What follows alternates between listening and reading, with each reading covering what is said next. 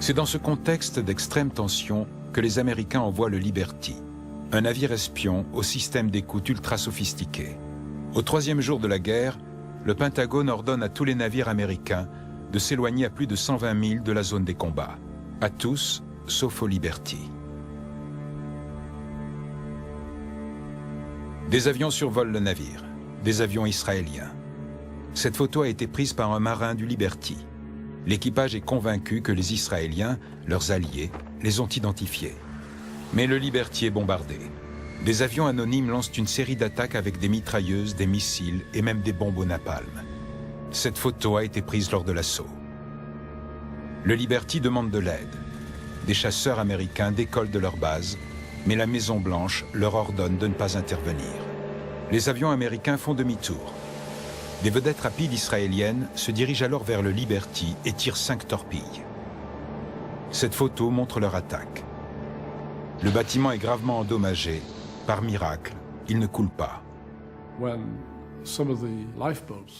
Les torpilleurs israéliens ont visé les canaux de sauvetage mis à la mer, en violation des lois de la guerre.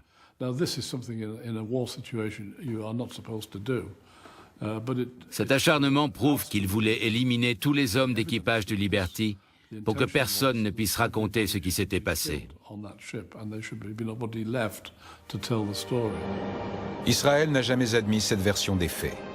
Le Liberty aurait été confondu avec un cargo égyptien, une explication qui comporte de nombreuses zones d'ombre. L'US Navy finit par secourir l'équipage. On dénombre 34 morts et 173 blessés. Les survivants sont persuadés, aujourd'hui encore, que l'attaque israélienne était délibérée. En réalité, les Américains voulaient que le Liberty coule. Voilà pourquoi les avions n'étaient pas identifiables. Il fallait simuler une agression égyptienne pour justifier une attaque américaine sur le Caire. Peter Enam a trouvé des indices qui tentent à prouver l'existence d'un accord secret entre Israéliens et Américains. Il montre que peu avant l'attaque, 3 appareils ont été équipés de bombes atomiques sur le porte-avions America. Au moment du naufrage du Liberty, les Américains devaient faire décoller 3 chasseurs bombardiers depuis un porte-avions de la 6e flotte, basé en Méditerranée. Leur mission était d'attaquer le Caire avec des bombes thermonucléaires.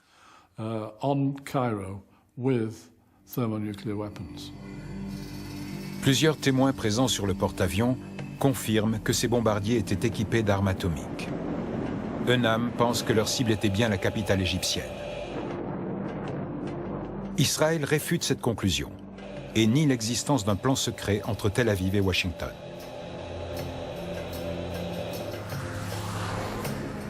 Le président Johnson a informé les Soviétiques de l'attaque de son navire.